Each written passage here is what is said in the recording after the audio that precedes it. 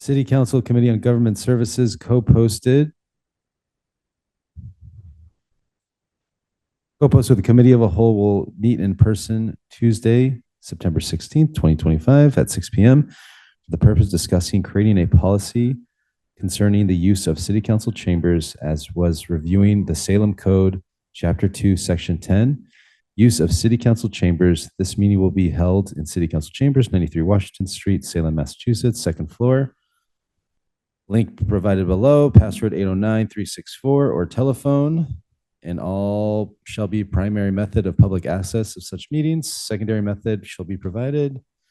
And again, we're discussing creating a policy in the use of city council chambers as is reviewing the Salem Code, Chapter 2, Section 10, use of council chambers.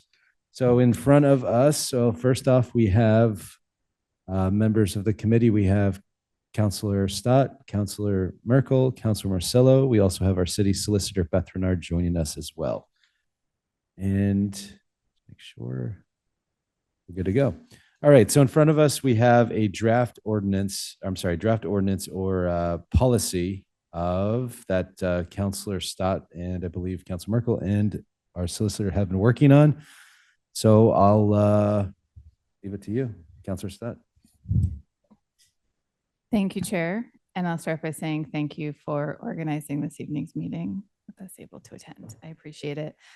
This has been a long conversation coming, and I think we're at a good place to start really diving into any additional comments or feedback that people may have on this ordinance change and policy. I will also note that this was sent to the city clerk upon her return last week. The city solicitor met with her as well, and we made sure to incorporate her comments that she had on this policy and a few edits as well, which we'll go through this evening. So this is two parts. We will need to change the ordinance, which will right now just says that the city council chambers and subcommittee room cannot be used without permission of the city council. The authority may be delegated to the city clerk. And we would replace that or edit that so that the policy, so that it would now reference this policy that we're going to discuss tonight. So the use of city council chambers in city halls shall be subject to the policy established on September 2025 by council order, may be amended by time to time by the city council, and also permission to use the ante room outside of time scheduled for meeting of the city councilor subcommittee shall be delegated to the city clerk. So that part will kind of cover us in the ordinance language to then reference the policy. I don't know if there are any questions there. Under discussion, Councilor Marcello. Thank you, Chair. The only thing I wanted to add, and I'm open to suggestion here, is making it clear in the ordinance that the access through the room has to be fully available. And so what I came up with was at all times, access across the council chamber must be fully accessible. That might need some wordsmithing, but it is kind of how we got here, part of how we got here. So, and it doesn't mention that anywhere in the policy. So I wanted to make sure that that was somewhere. Very good. All right. Under discussion, Councilor Stott. I agree with that. And I just want to repeat what you said to fully understand. At all times, access to the council chambers must be made accessible to the public. Was there a business hour thing? All I said was at all times, access across the council chamber must be fully accessible. Maybe the city solicitor has some better language to make that point. I don't want to say the public necessarily. It's just ADA compliant, yes. So ADA compliant would then infer full accessibility through the room, like the doors are open and everything. So ADA compliant. Okay. So I guess the language would be at all times, city council chambers will be ADA compliant. Mm-hmm. Access through the chamber shall be ADA compliant. Access through. Shall. Will. Which is a better, shall is good? No? All times access to the council shall be at Access through city council chambers shall be ADA compliant at all At all times. times.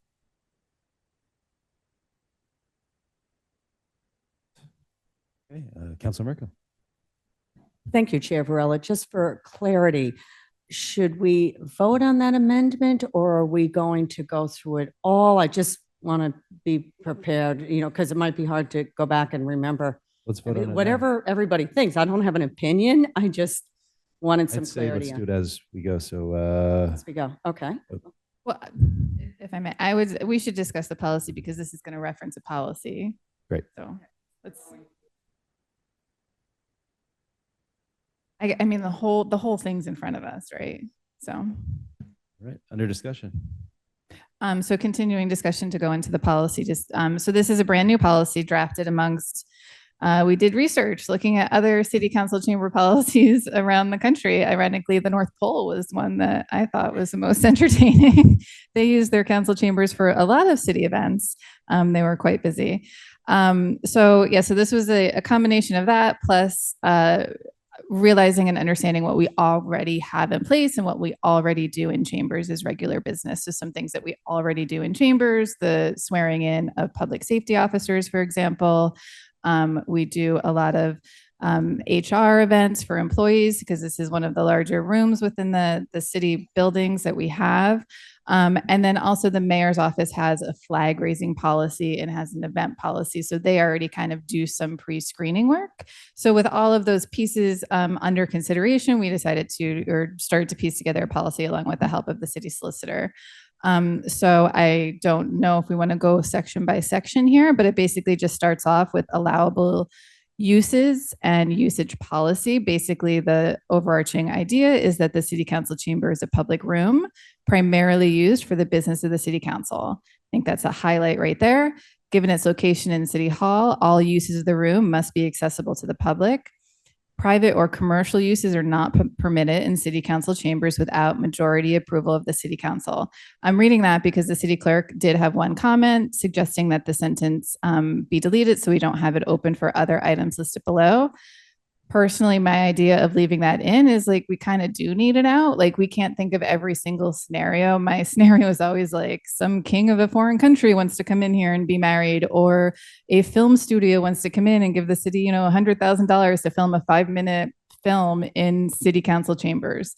That I think is something that the council should consider. It should come in front of us and we can discuss and debate it. I mean, it leaves it open. I can't think this is going to be like hundreds of requests a year. I can't think of any requests in my 6 years that have come forth that would not be covered by this policy already. So that was my rationale for keeping it in. I agree with you that it should be kept in, and this is a public room and we don't know what's going to come in front of us, and it would be a disservice to say no to something that could be reasonable. Under discussion, Councilor Marcillo. Thank you. I did have a recollection of something, and maybe the city solicitor can help. I thought that the PEM came in and took photos of all the portraits in here to do a catalog of public art. I think it was the PEM, and they set up lights and cameras, and they were in here for a while doing all that work, which I think would fall under that clause. And that's, so I get that it's not a usual thing, right? But it does happen. So I don't want to disclude it. And I don't want anyone to not know how to handle that if it comes up in the future, something like that. So I would agree that keeping it in, I don't think is going to put us in harm's way, because anything outside of the list would come before us and would have to have a pretty good explanation. So it's my thoughts. Agreed. Yeah. I mean, we approve, well, no longer tag days, but like CWORM licenses and other various things that it's course of business. Okay. So moving on, just about, it does not constitute a sponsorship use of chambers. Press releases have to say who's sponsoring. And then we get into allowable uses. So allowable uses, again, we highlight that the primary purpose of the city council chambers is for official work of the Salem City Council. All other uses are secondary. So that just states right there that that's number one priority. And then we list out other allowed uses for chambers when not in conflict with city council business. And the first one is events or other meetings approved by the office of the mayor. So that's just kind of that first statement that could include, but not limited to, flag raising speaking events, presentations of proclamations or other official documents, and hosting visiting dignitaries or organizations. The second one is election department pre-election and election day overflow work requested by the assistant clerk of elections. I left the comment in here that the city clerk recommended that this be the first or second in the list. So it was, I think, further down, it was number 3, so moved it up to number 2. The third one is public safety swearing in ceremonies. Those usually happen before our meetings. And then city staff celebrations or events requested by the HR director or the mayor. And then the 5th one is weddings performed by Salem City Clerk's Office, Justice of the Peace, and referencing an additional policy. I will pause there if anyone has any. Councilor Merkel. Thank you, Chair Varela. And also, I want to say a big thank you to Councilor Stott and Councilor Masillo. You had mentioned me, but I didn't prepare this. And the city solicitor. This is, we need an ordinance. This needs to be done, and a lot of work went into this. And I want to say thank you, and I want to say thank you to Councilor Stott, who was patient answering my questions this afternoon. It was a long day. So regarding the weddings, I just wanted to reference some of the discussion that we had back in May, which led us to an order of having the weddings not occur here during City Hall business hours. That, of course, somebody can always get married here in the clerk's office, but we had taken out, we had removed, access for weddings here during business hours because of some of the discussion we had. Some of it was because the policy that we do have in place, that has restrictions on blocking the doors, since 2024, we had many incidences of blocked doors and complaints and comments being made to people walking through. There was a photo of the door being completely blocked. And last May, the hall and, entering the chamber over by the water cooler had been, turned into a photo shoot with a tripod. And, in our discussions, when staff asked to get by, they acknowledged that they had seen the instructions, but there they still were. And also with, the public, we staff and all of us would know that it's free to walk through if somebody's here. But if you're from the public and you're not familiar with our, with our ordinances and our rules, they wouldn't know to feel welcome, to walk through. And also, we are not here, like we're in charge of the chamber, and part of the conversation was we're not here to oversee the rules. So it would fall on staff or just not following it. And I remember in the clerk's notes, she had provided us, like a party had, would say they're bringing 3 people and then they walk in with 9. So, for these reasons, we had put that in place. So I just had a couple of thoughts, to ask to be considered on this. We could just add to this, portion, weddings performed outside of regular city hall hours by a Salem City Clerk's Office, et cetera.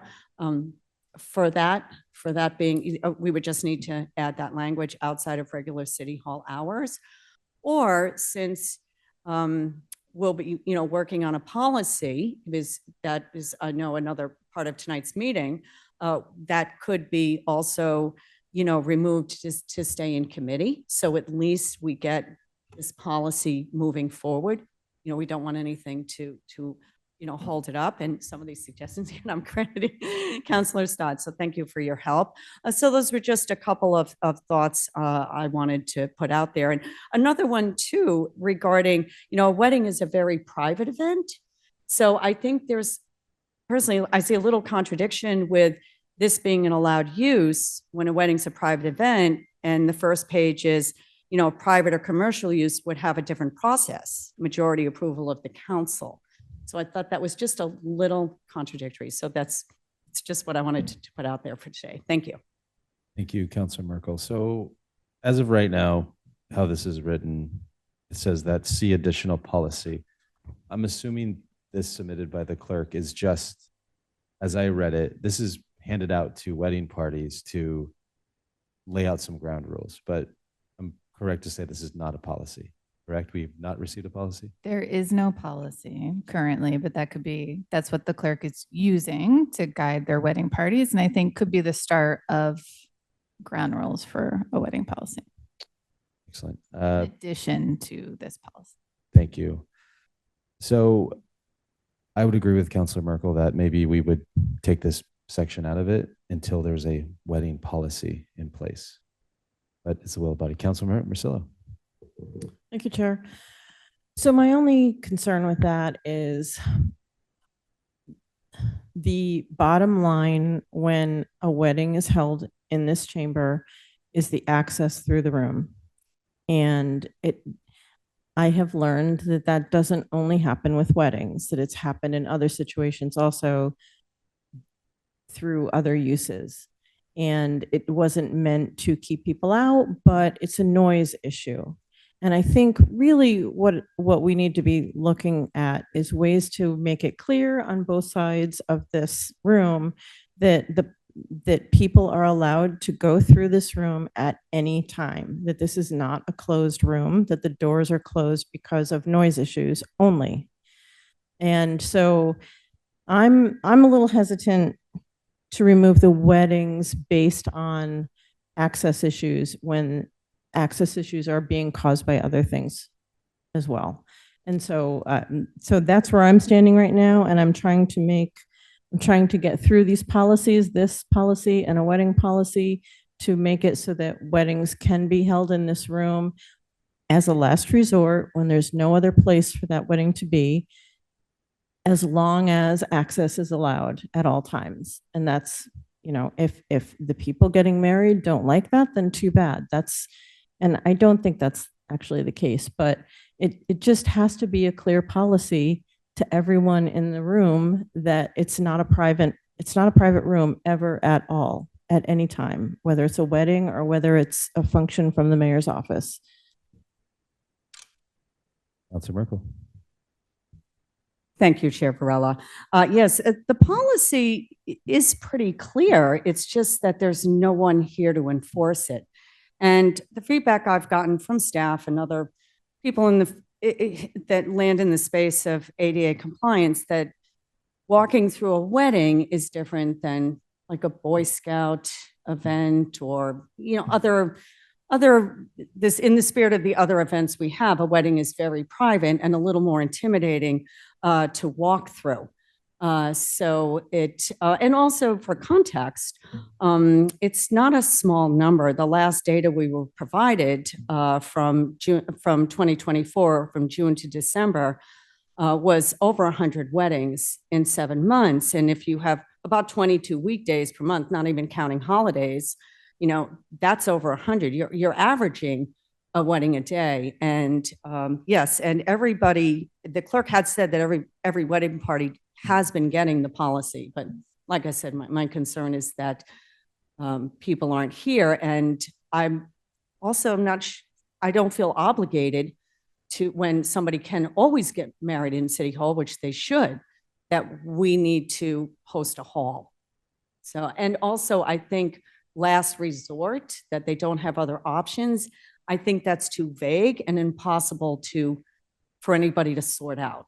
Like, I don't know how that would land and how we'd say, well, you didn't have another option.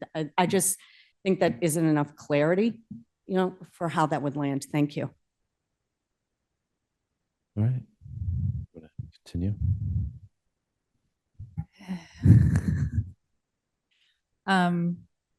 I really don't have a strong preference either way. In all honesty, we can take it out of as an allowable use until the clerk comes forward with a actual wedding policy that would, I would like to review this wedding rules that they have provided to us tonight, so we can provide some feedback to them in the clerk writing a policy for performing weddings in chamber. Like, for example, just the number, like 10, I think is way too high. That's a party because you have 10 guests plus the 2 people in the actual wedding plus the officiant. What about a photographer? Like it could get up pretty high, and that's a lot of people in this room in a small area that they have to be associated to. So if we could tonight at least review the wedding policy, I think that would keep us moving forward in that discussion. And also moving forward in the chamber use policy discussion, because to Councillor Morcillo's point, it's all of the events that are going on in here. We need to have some sort of policy moving forward so everybody follows the rules. I don't necessarily want to single out weddings, but they do need and require a separate policy because they do have that inherent private nature to them.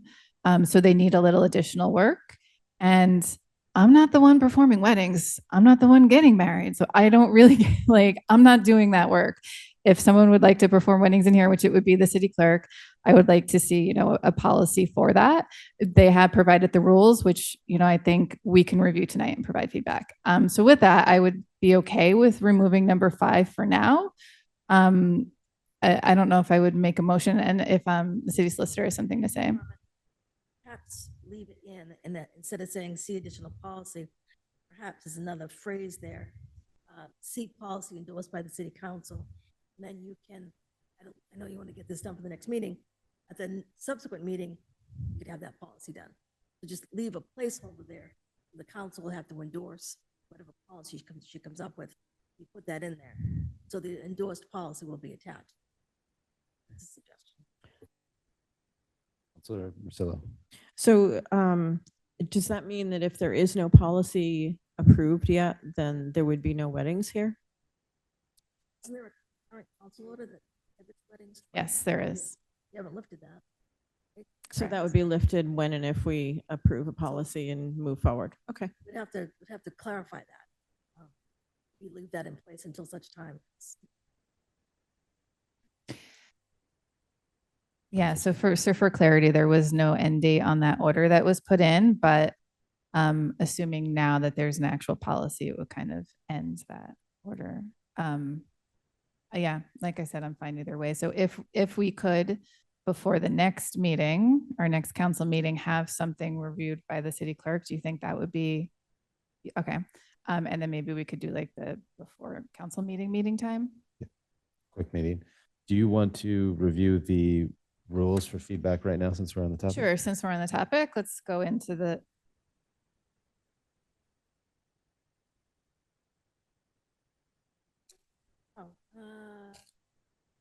Basically just See- says endorsed by city council. See city clerk policy endorsed by the council, by the city council. Policy endorsed by.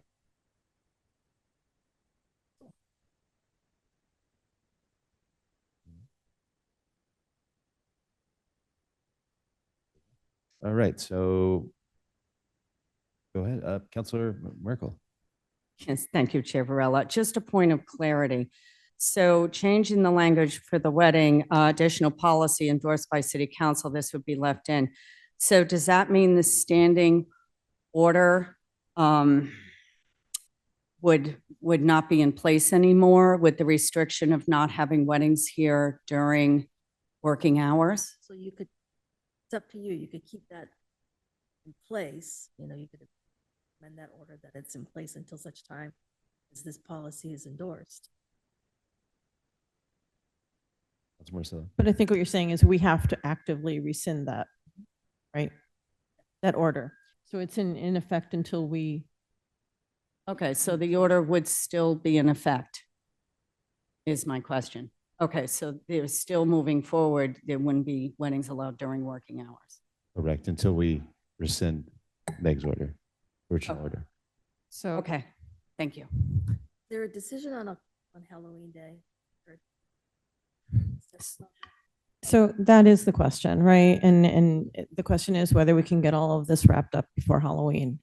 I think we need to recognize that we live in Halloween town here, and there's a lot of people that want to get married, and they are booked, the two of them.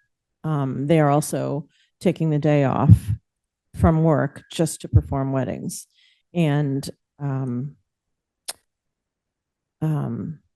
the assistant city clerk did ask if we could come up with some way to allow her to do the weddings up here. It is on a Friday. It's a half day. I told her we would need to come up with some sort of a strategy to keep that hallway quiet and keep people out of the way. She's fully ready to set up a space in this back corner near the anteroom, away from that side. She will not close the doors.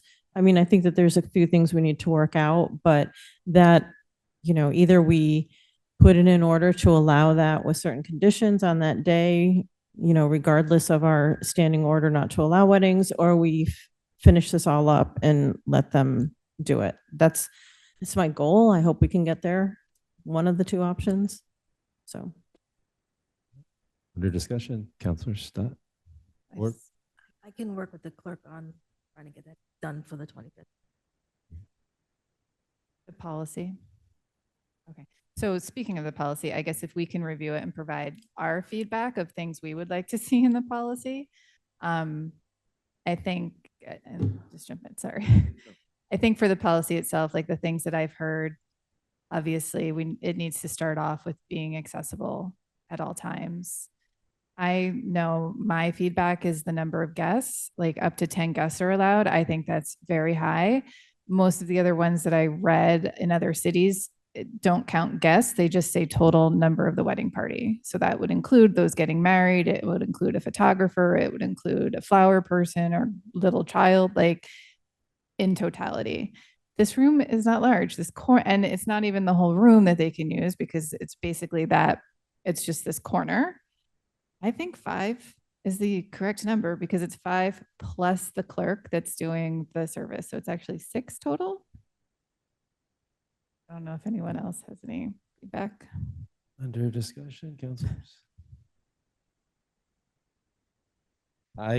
If I may, I would tend to agree. I mean, I think 10 might fit in here, but if we're talking about having it only in this space and not affecting the rest of the room, I think that's a consideration we have to take into account. And is it? Yeah, I'll leave it at that. Yeah, I mean, that's the 2 getting married plus 3 guests. Like you're getting married in City Hall. You're not having a wedding reception here. You're not having a wedding service. So it's is what it is. City solicitor. We're getting married, parents of the groom, parents of the bride. So 6 6. people. 6 plus, 6 people total. And it could be all parents if you're saying. I'm just thinking to myself, who would I exclude?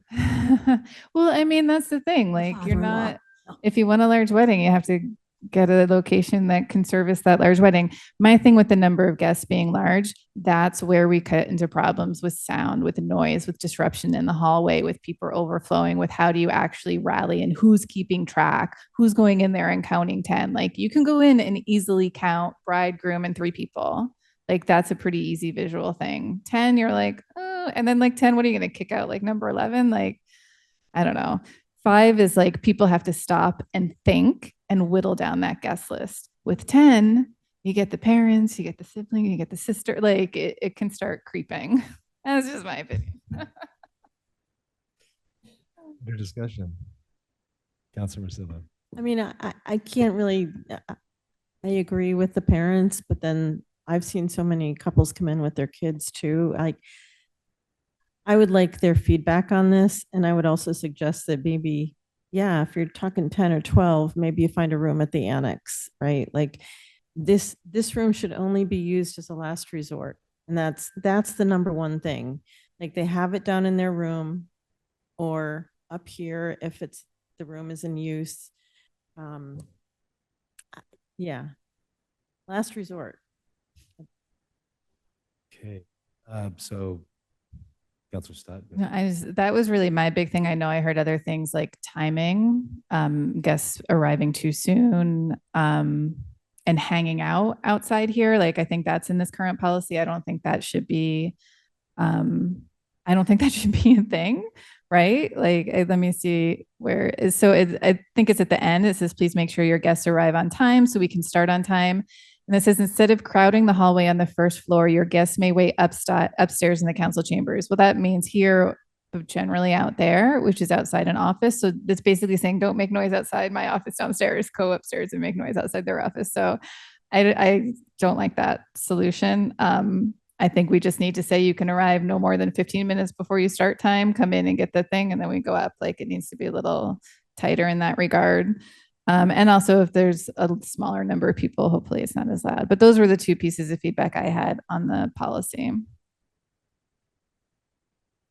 Counselor Merkel. Thank you, Chair Varela. Yeah, I certainly agree that the policy, no matter when it lands, it is moving the noise to the outside the upstairs offices. Counselor Marcillo. I would agree, and I think that this needs to be part of the discussion with the Halloween Day thing too. And that's going to be their biggest challenge. If they can work out how to do this part on Halloween, then I think they're golden, right? I think, this is not a function hall either. And I don't know if that could be explicitly in the rules, like it's not a function hall. You're coming in so the city clerk can marry you. That's it. It's not 20 minutes of photography afterwards. It's go somewhere else for that. Counselor Stott. And the photographer is considered in the wedding guest count. Like that's a body. Any bodies that you're bringing in, I think, because I don't know, like a person that's recording it, a videographer, like that's included in your wedding guest count. And that's, yeah, my big thing. Like it's not a wedding hall. It's in that mentality of that.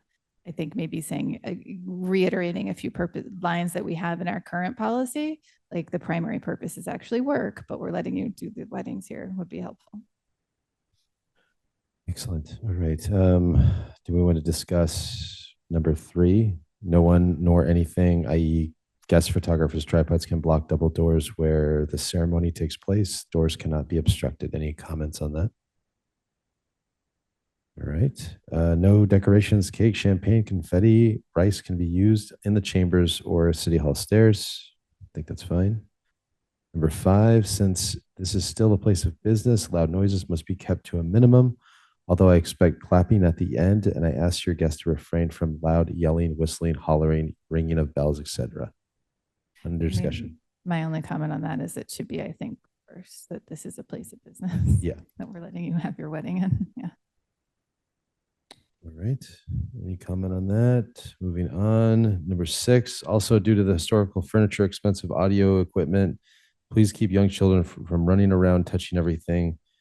We cannot, if it was up to me, I say we take this out. I think that's a little nitpicky. I mean, kids are going to be kids, but it's up to parents to be respectful. Under discussion. I mean, I can tell a mom wrote this, but so I understand. I understand what she's trying to say. I do think it could probably be reworded a little differently. Yeah. Okay, thank you. Yeah. Just kids, exactly. Number 7, no pets are allowed except for service animals. I mean, we have a policy that only service animals are allowed in city council or just in this building, correct? No? See on it.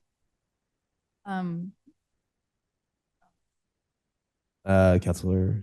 What if we made a reference to like all rules of City Hall must be followed? Like you can't come in with a firearm, right? Like just you have to follow basic rules of City Hall.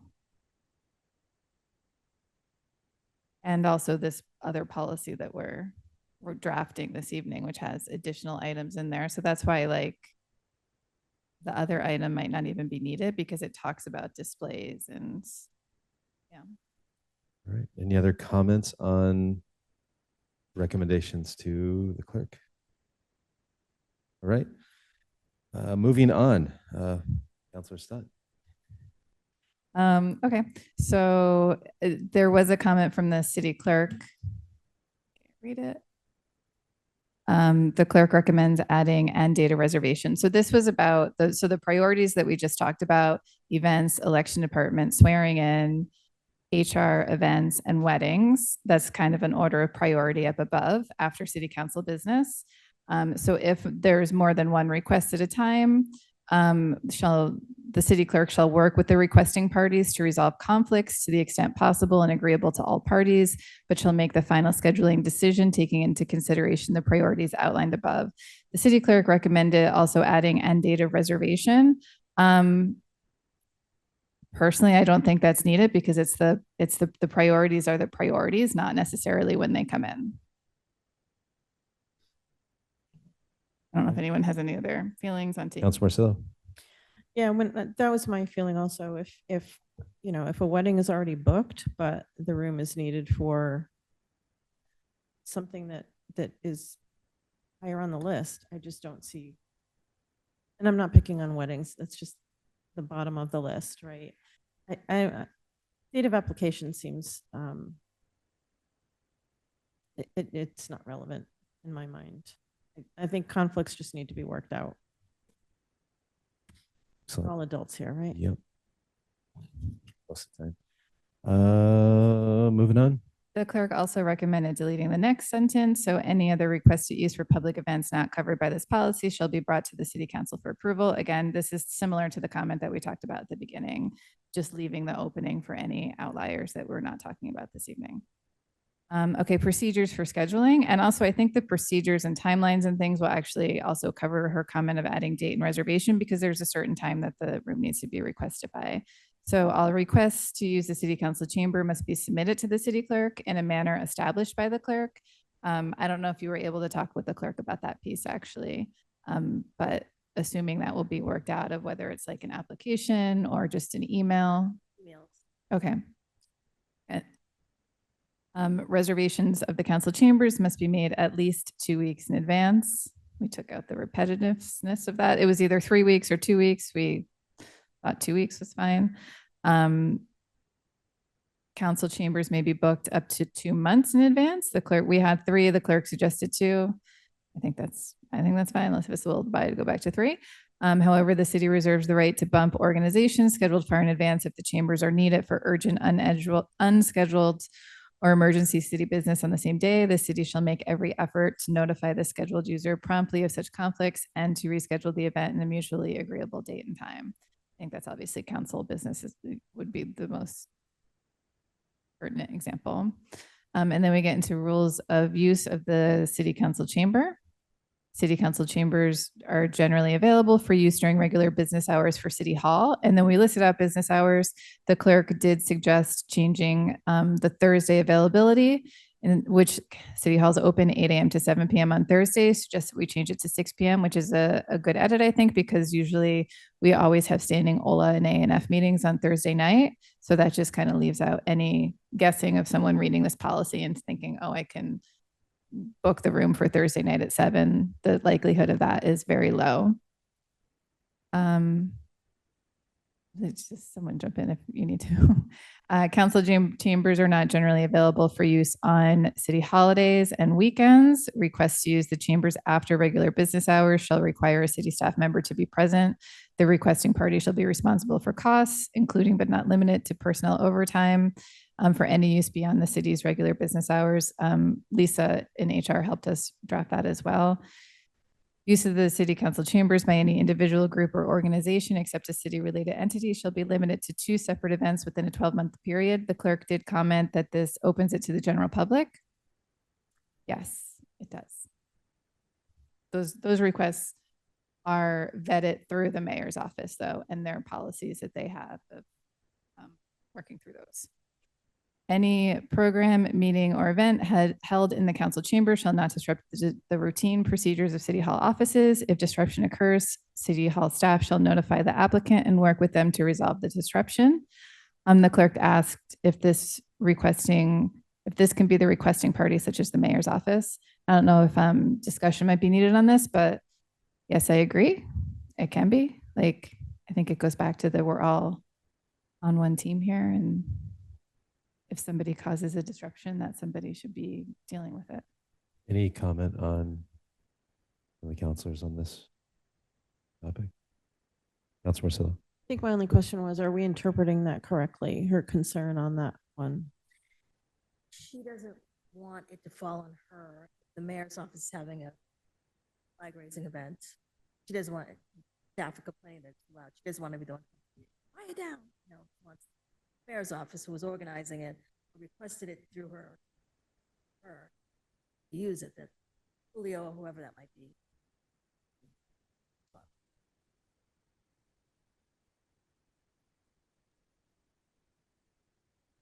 All right. Councilor Marcelo. So are we comfortable with that? I mean, would that be a requested edit, or just do we need to talk to everyone and say, if you were, please act appropriately? Like the same with weddings, like who's going to police the weddings? Like she needs to police her own weddings as well. Like, agreed. I think what she's saying, she doesn't want the complaints. She is saying that who is city staff? Is it her? Is it Julio, who organizes the flag raisings? Who is city staff? So what if we said city staff requesting, the city staff requester? Yeah.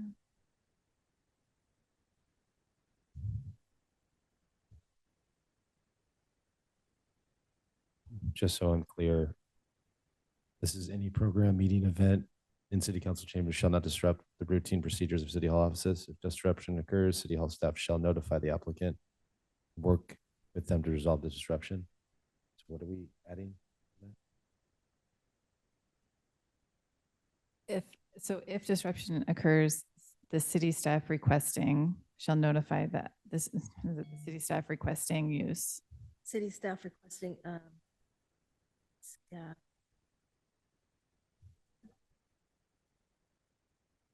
City staff that requested the event is what she's saying. Mhm. Requesting use, because it could, again, it could be anything. And it's always a city member of city staff requesting. I mean, Councilor Stott? I think it's just like really spelling it out, I guess. If disruption occurs, the requesting city staff shall notify. How about that?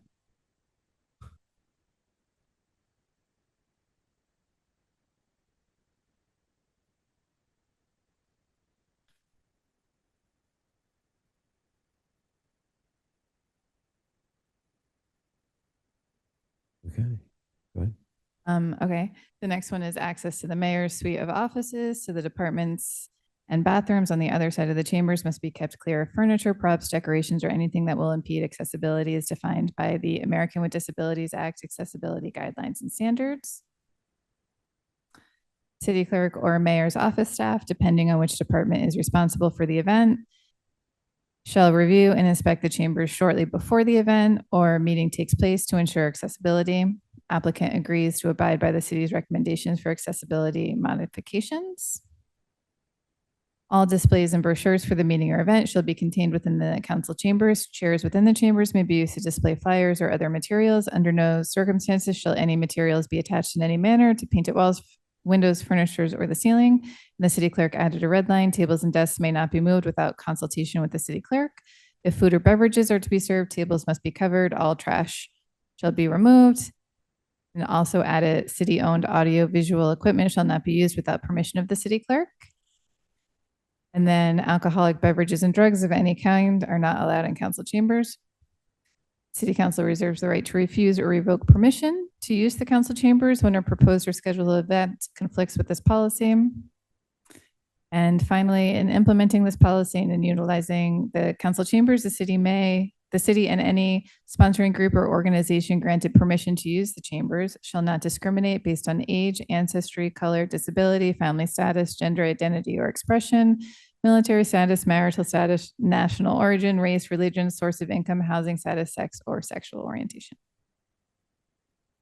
Very good. Pretty self-explanatory. The alcoholic beverages, I'm just joking.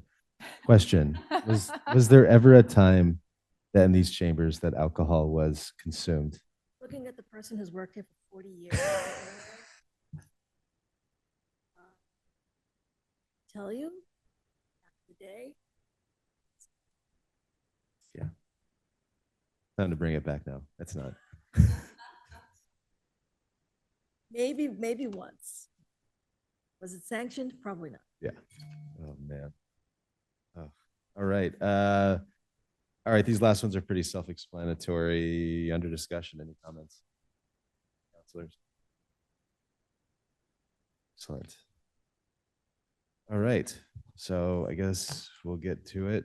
Councilor Marcelo. I move that we accept all edits discussed, all amendments discussed Right. in the ordinance and in the policy. Thank you. All right, Council Marcelo makes a motion as amended, all the changes we made. Second. Seconded by Councilor Stott. Under discussion, Councilor Merkel. Question of clarity, Counselor Varela. For clarity, just again, I'm not clear. So what we added to the weddings, see additional policy endorsed by the city council. And that leaves the order standing that does not allow the weddings here during city hall working hours until the policy, we endorse a policy. I don't, not only that, but also until we lift the order, the policy or the order that Councilor Stott put in place, correct? We have to lift that. Hoping that by next Tuesday, it will be on the agenda, policy, or maybe a meeting scheduled Thursday, not review. We'll set on Tuesday, review this wedding. Councilor Stott. So if I may, just for clarity, so yes to what you said, this is still, it leaves the order active because it says weddings performed by a city clerk, justice of peace, endorsed by city council. The hope is though that we review that wedding policy before our next meeting. Okay, thank you. And just one other last consideration, before that moves forward to that vote. And just why I'd be hesitant to support it if it does land during working hours. There was already a discrimination complaint on the basis of disability made to the city. And that was when we had the policy in place. Well, not a policy, we had rules. But like I said, I just don't have confidence in the enforcement, and downgrading the priority of a wedding, such as the last resort, I just think is too hard and murky to define. Thank you. Excellent. All right. So we have a motion from Councilor Marcillo for this document as, not even as amended, but amending this document to the changes we made, seconded by Councilor Stott. All those in favor? Let the record show I see 3 hands plus my own. Matter carries. Entertain motion, Councilor Marcillo. I move that we refer the ordinance and the city council chamber policy to the full council as amended with a positive recommendation for approval, and hopefully a wedding policy by then too. All right. A hopeful Do we motion. need to keep it in committee though to have our meeting next Thursday? Oh, right. So just the Keep it in committee. ordinance, the whole thing till next week? No, you're right, yeah. Get- So Refer the ordinance, your first refer the policy for the room with the, as amended, the positive recommendation. Second. seconded by Councilor Stott. All those in favor? I'm Oh, sorry, I Council, need under another discussion. point of Sorry. clarification. Under discussion, Councilor Merkel. So are we keeping the wedding policy in committee for a meeting that you said we would have before the next council, and we're referring the full policy to the full council? Yeah, I don't think the wedding policy is in front of you, is it? But we do have like 4 orders in your committee about the wedding policy. Okay, that's, So we can. it's just a point of Yeah. confusion. It's not It a, is- No, that's a good point. it's not, We need to have we need to have the order in committee to meet about it on Thursday, but we have order number 207. That's the one this evening is 207 to discuss chamber use. Order 318 is also another one about chamber use, and order 300 from 2024 was to discuss weddings in chambers. Basically, that was the data one request. Sorry? It was carried forward, and it was that the Committee of Government Services meet to discuss the data requested during the budget hearings around the count of marriages performed in City Hall. Data to be provided by the city clerk reviewed at the meeting shall include data. The purpose of the meeting is to discuss a transparent policy for wedding services. Excellent. Yes, so just because to have, Council, Chair Varela, yes, to have a meeting, it has to be in committee.